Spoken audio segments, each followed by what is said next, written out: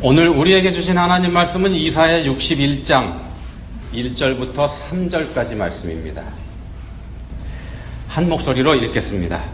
주 여호와의 영이 내게 내리셨으니 이는 여호와께서 내게 기름을 부으사 가난한 자에게 아름다운 소식을 전하게 하려 하심이라. 나를 보내사 마음이 상한 자를 고치며 포로된 자에게 자유를, 갇힌 자에게 노임을 선포하며 여호와의 은혜의 해와 우리 하나님의 보복의 날을 선포하여 모든 슬픈 자를 위로하되 무릇 시온에서 슬퍼하는 자에게 화관을 주어 그 죄를 대신하며 기쁨의 기름으로 그 슬픔을 대신하며 찬송의 옷으로 그 근심을 대신하시고 그들이 의의 나무 곧 여호와께서 심으신 그 영광을 나타낼 자라 일컬음을 받게 하려 하심이라. 아멘. 지금부터 한 130년, 140년쯤 전, 1800년대 말이죠. 우리가 구한말이라고 부르는 그때 우리나라가 굉장히 혼란스러운 시대입니다. 이런 일이 있어서 1882년에는 이모군란이라고 하는 군사 쿠데타가 일어났고요. 그로부터 2년 뒤인 1884년에는 갑신정변이라고 하는 민간 쿠데타가 일어났습니다.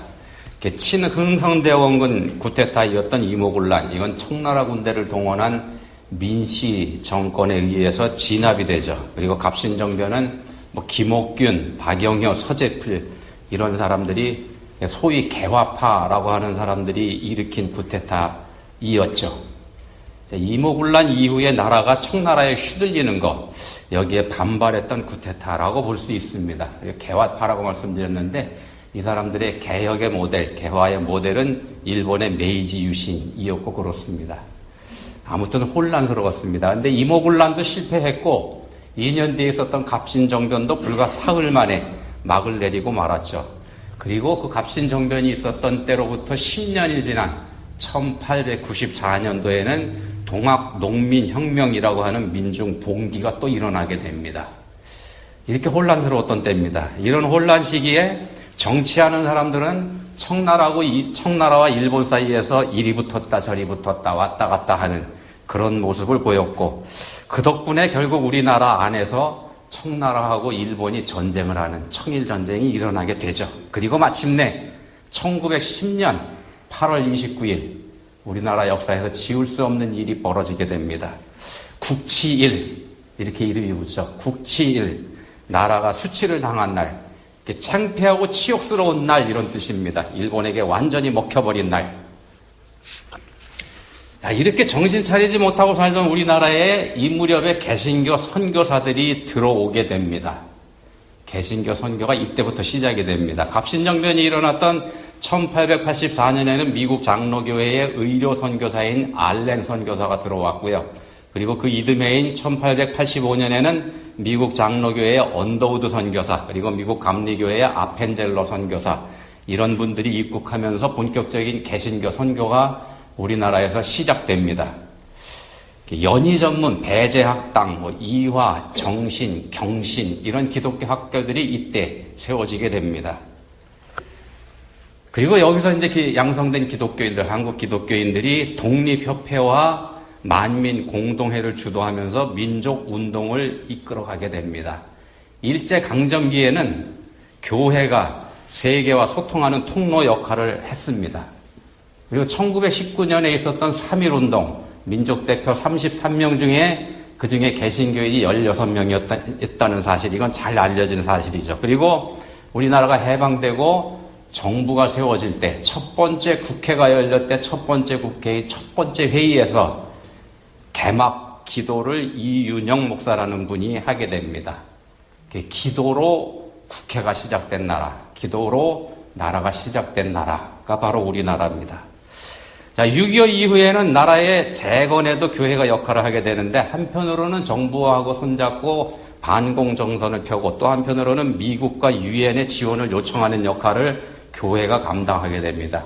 이 덕분에 미국 교회들이 전쟁으로 패해가던 한국에 막대한 원조를 하게 됩니다. 그리고 한국교회는 교회, 교육, 의료, 사회사업 여기에 발벗고 나섰던 시기가 6.25 이후입니다. 그리고 1960년대에는 민족 복음화 운동이란 걸 했고요. 1970년대 들어서는 빌리그레엄 전도대회 그리고 엑스폴로 74 이런 걸 하게 되는데 이걸 지나면서 한국교회가 폭발적인 성장을 하게 됩니다. 우리 한국교회가 그런 역사를 가지고 있습니다. 자, 구한말의 혼란기, 그리고 소망이 없었던 일제강점기, 그리고 6.25 등등은 우리 민족의 근대사에서 지워버리고 싶은 역사들입니다. 돌아보면 한심하고 생각하면 답답하고 또 생각하면 우라통 터지는 그런 역사들이죠. 이 자리에 계신 어르신들 중에서는 이 중에 그 어떤 역사의 현장에서 고난을 당하셨던 분들도 계시고 그렇습니다. 자, 그럼에도 불구하고 우리나라는 지금 여기까지 와 있습니다. 오늘 우리 대한민국은 무시할 수 없는 나라가 돼 있죠. 우리 어르신들이 어렸을 적 우리나라 무지무지하게 가난했죠. 가난에 찌들어서 소망도 없던 그런 나라였습니다. 근데 그때의 그 모습, 이제는 호랑이가 담배 피던 시절처럼 까마득한 옛날 얘기가 되어버렸습니다. 우리들의 기억 속에만 남아있는 그런 일이 되지 않습니까?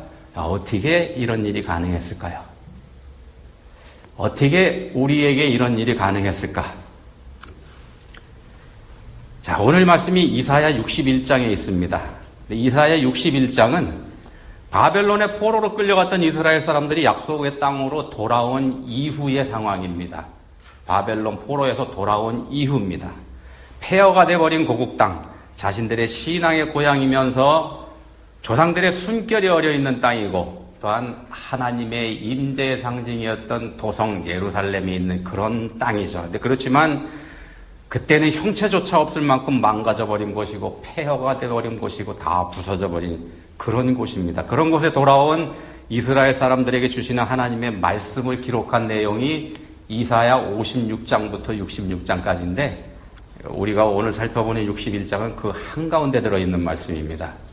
특별히 본문 우리가 1절부터 3절까지 살펴보고 있는데 본문 1절하고 2절 앞부분 이 부분은 우리 예수님께서 고향이나 다름없었던 나사렛 동네 회당에서 첫 번째 설교를 하실 때 선택하셨던 본문 말씀입니다. 예수님의 첫 번째 설교의 본문 말씀입니다. 이 말씀을 예수님께서 성경을 펴서 읽으신 후에 회당에 모인 사람들을 향해서 말씀하십니다. 이 글이 오늘 너희 귀에 응하였느니라. 이 성서의 말씀이 오늘 너희가 들은 이 자리에서 이루어졌다. 이건 공동번역 성경입니다. 이 자리에서 이루어졌다. 하나님께서 약속하셨던 말씀이 이루어졌다. 이렇게 예수님께서 선포하셨습니다.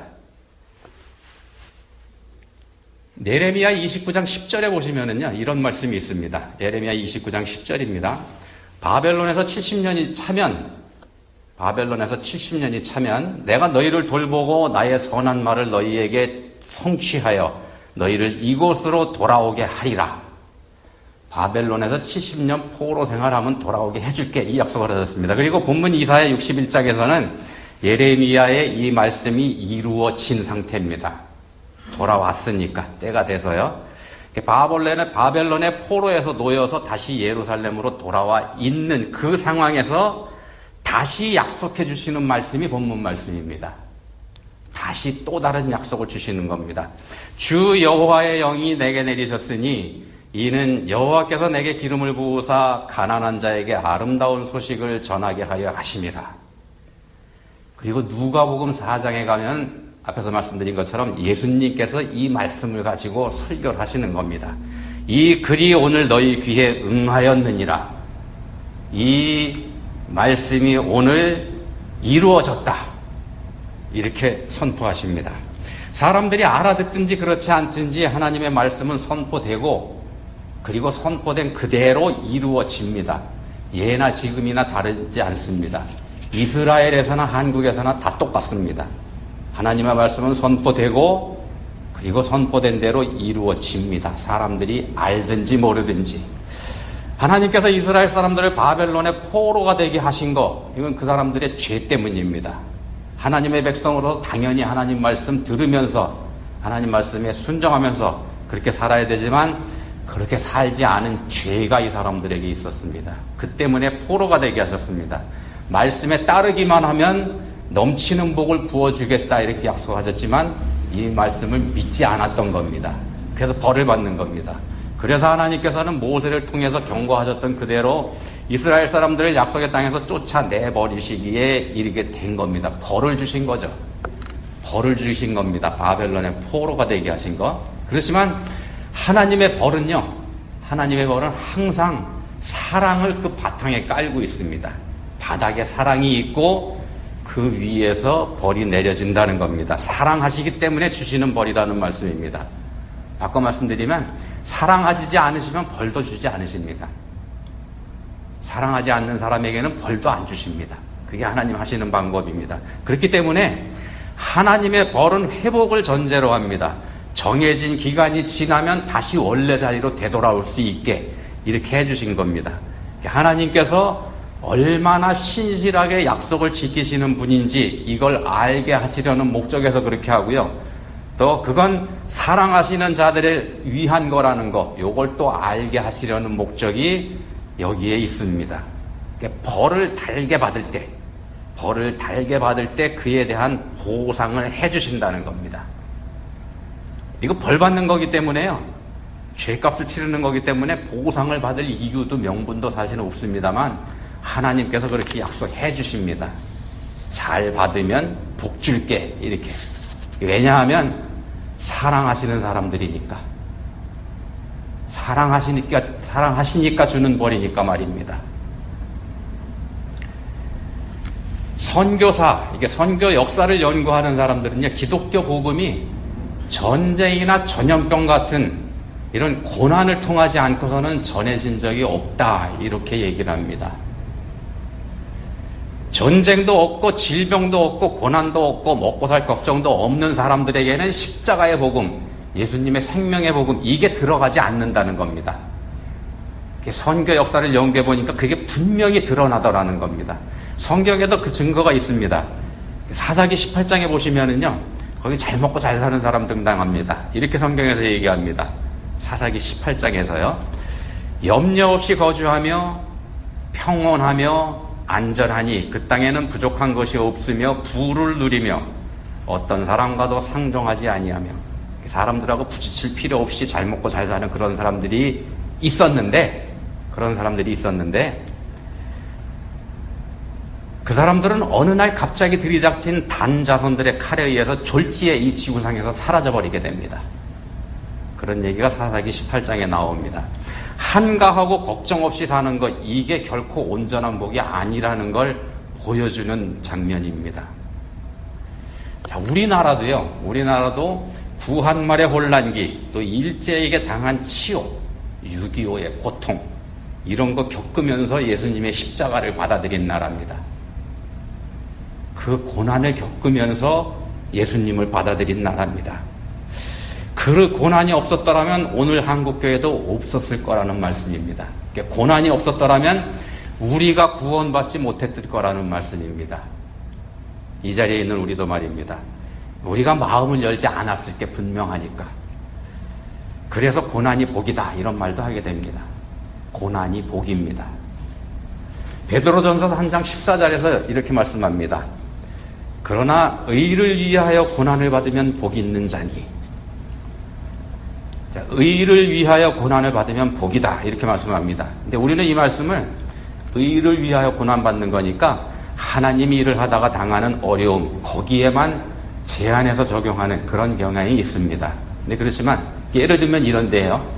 믿는 며느리가 믿지 않는 시댁 식구들에게 당하는 고통, 또 믿는 그리스도인이 믿지 않는 직장 상사에게 당하는 괴로움,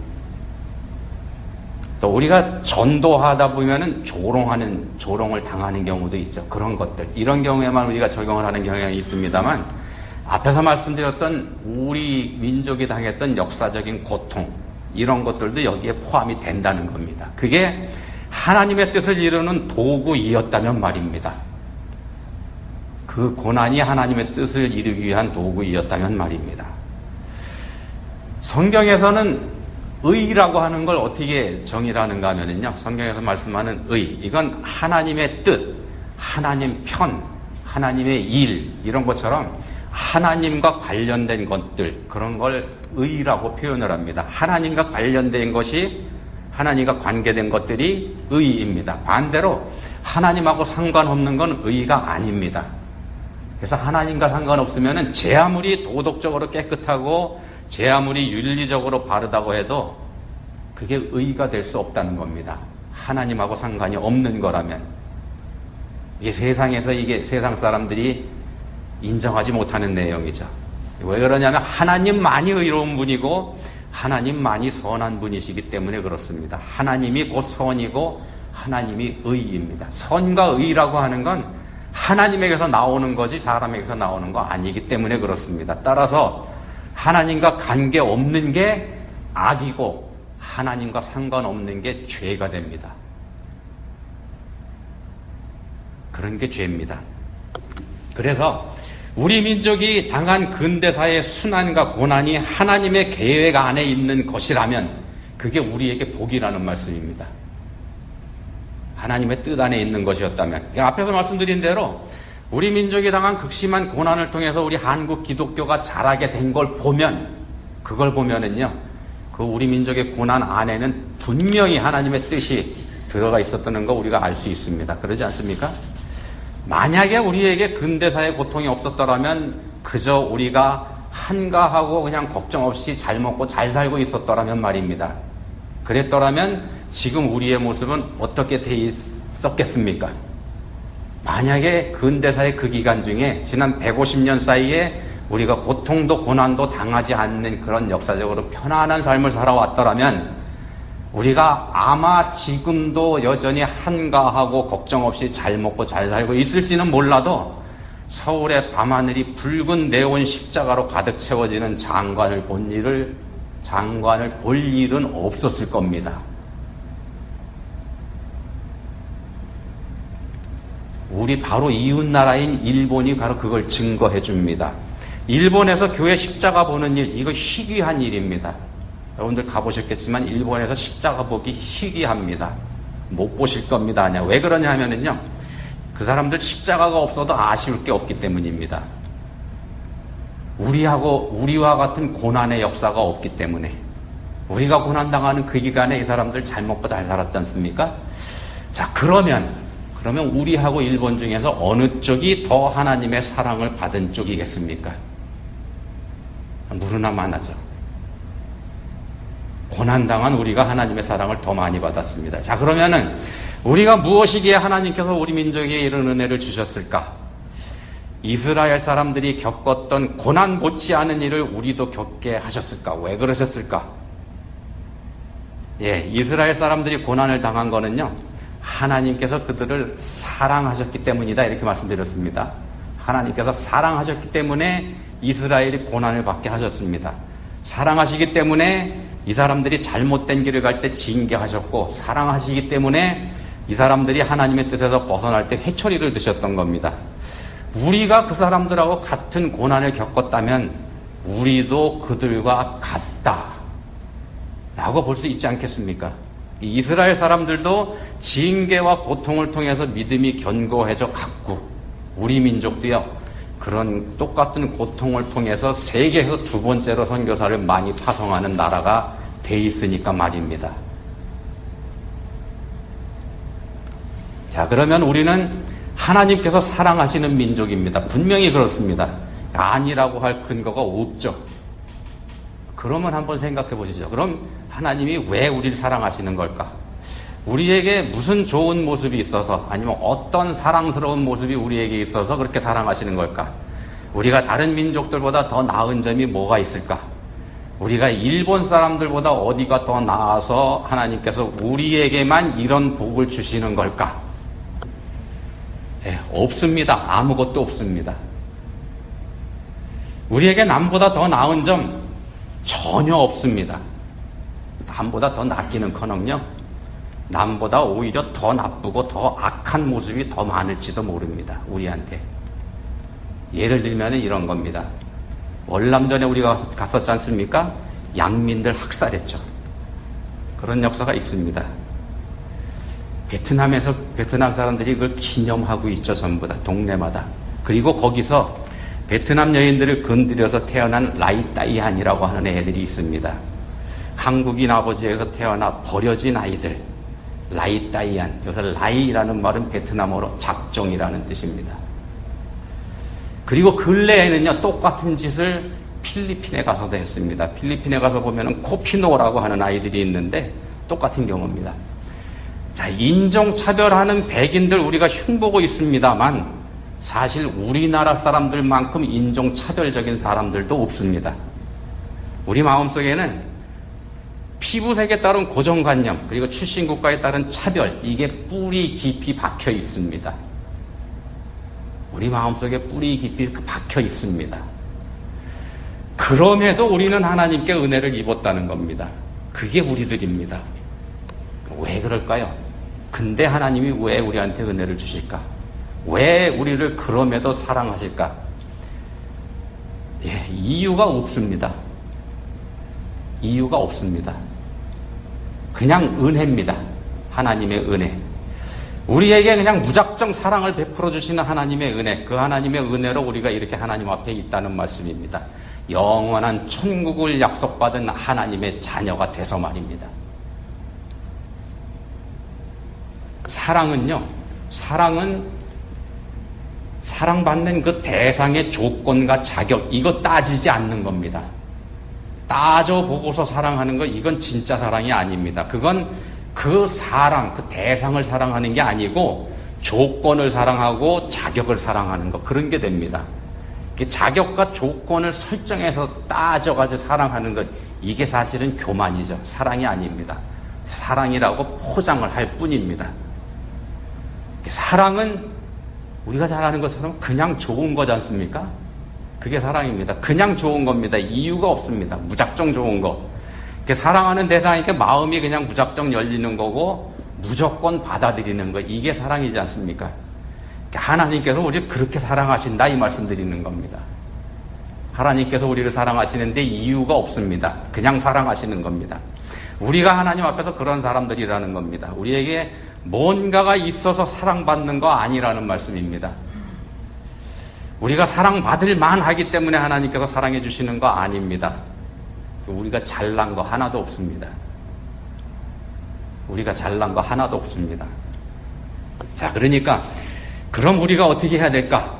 거저 사랑받고 있으니까 우리가 뭘 해야 될까요? 어떻게 해야 그렇게 거저 사랑해 주신 하나님께 조금이라도 우리가 보답해 드릴 수 있을까?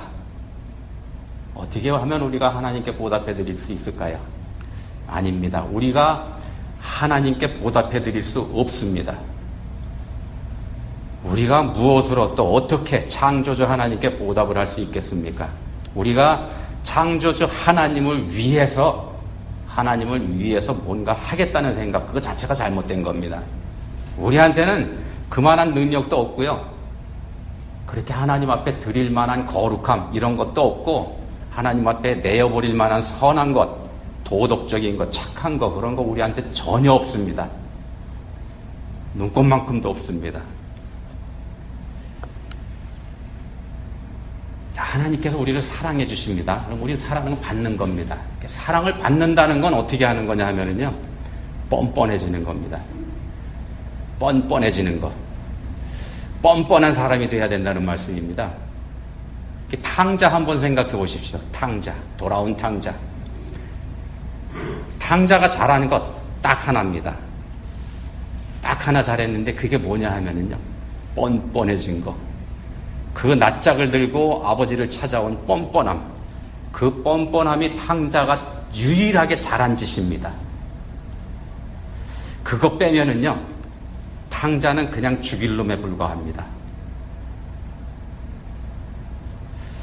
신앙생활이라고 하는 건 그냥 하나님 곁에서 뻔뻔하게 하나님의 사랑 받는 거, 그겁니다. 그게 신앙생활입니다. 탕자가 그랬던 것처럼 새 옷을 주시면 갈아입고, 신발 주시면 신고, 잔치상 차려주시면 맛있게 받아먹는 거, 그렇게 하는 겁니다. 아주 뻔뻔스럽게 아버지 앞에서 그렇게 하는 겁니다. 그게 사랑을 받는 사람의 자세입니다. 그리고 딱 한 가지 우리 자신이 해야 될 거 뭐냐 하면은요, 우리 자신이 그처럼 뻔뻔한 인간이라는 거 항상 잊지 않는 겁니다. 인간이 못돼서 자격도 없고 가치도 없는 주제에 뻔뻔스럽게 이렇게 받아먹고 있다는 걸 늘 가슴에 새기고 사는 거, 그겁니다. 자, 그럴 때 그 뻔뻔하다는 사실을 가슴에 새기고 살 때, 그럴 때 우리가 감사하지 않을 수 없지 않겠습니까? 그럴 때 우리가 기뻐하지 않을 도리가 없을 겁니다. 그럴 때 우리가 찬송하지 않을 수 없게 되고 말입니다.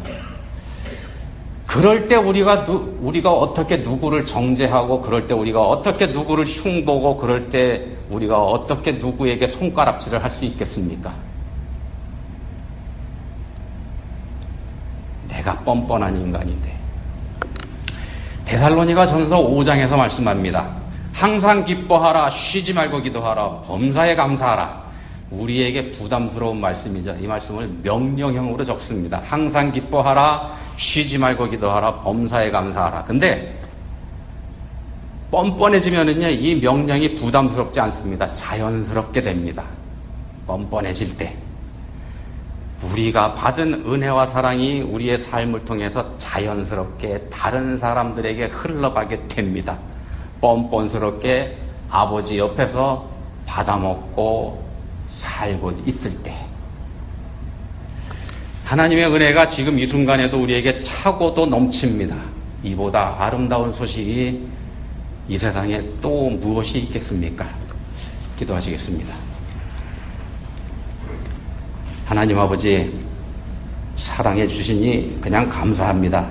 내 보여드릴 만한 선한 것은커녕 오히려 죄만 가득한 인생들임에도 은혜 주시고 사랑해 주시니 그냥 감사합니다. 저희가 무엇으로 어떻게 보답할 수 있겠습니까? 이제는 주시는 사랑 앞에서 겸손해져서 그저 감사하는 삶, 그저 기뻐하는 삶, 그저 찬양하는 삶, 그런 삶을 살 수 있게 해주시기 원합니다. 그런 삶을 주변 사람들과도 나눌 수 있게 해주시기 원합니다. 저희를 도와주십시오. 예수님 이름으로 기도합니다. 아멘.